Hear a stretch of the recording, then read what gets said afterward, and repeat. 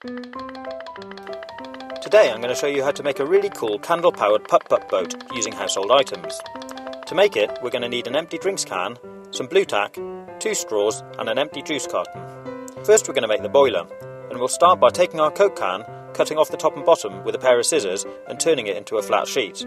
Then we'll cut a straight line down one edge, and from that mark out a rectangle 6 cm wide by 18 cm long. Be very careful not to cut yourself. Once we've cut that out, we need to gently fold it in half, but don't push down hard on the fold as we don't want it to tear.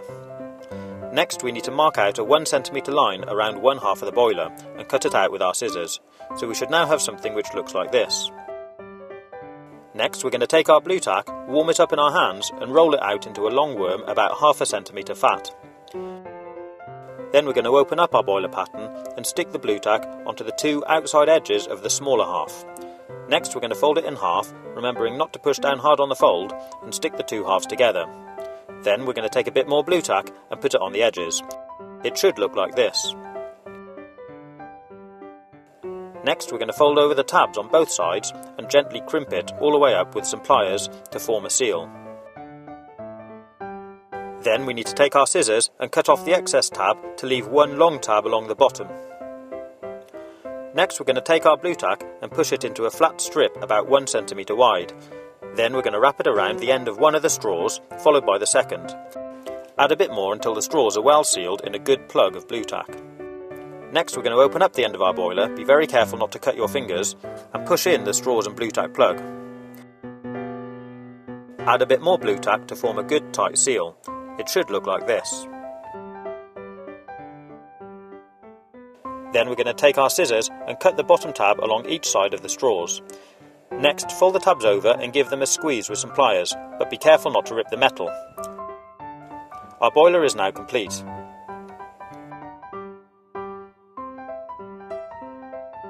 Next, we need to test its airtight by dipping it into a bowl of water and gently blowing through the straws. If you see any air bubbles leaking, give that area a gentle squeeze with the pliers and try again.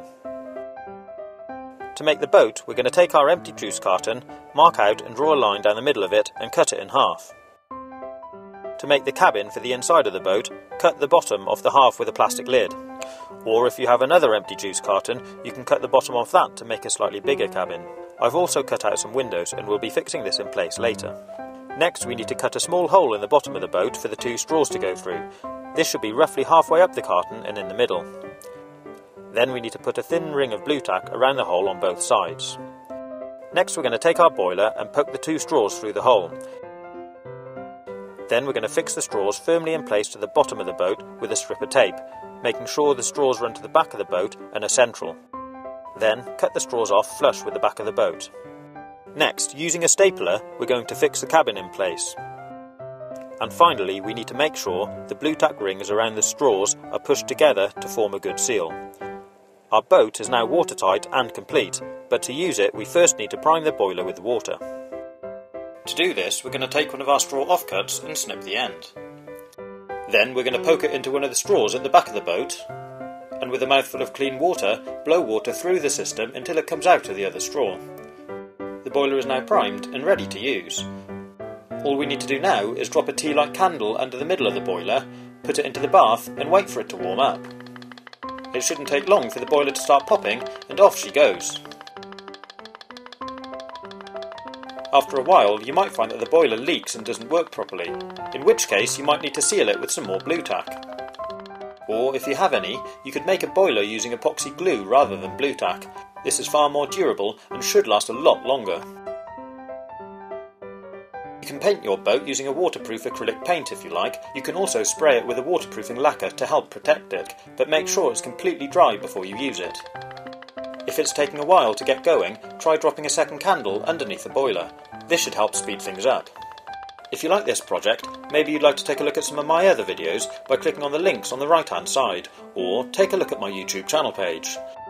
Have fun and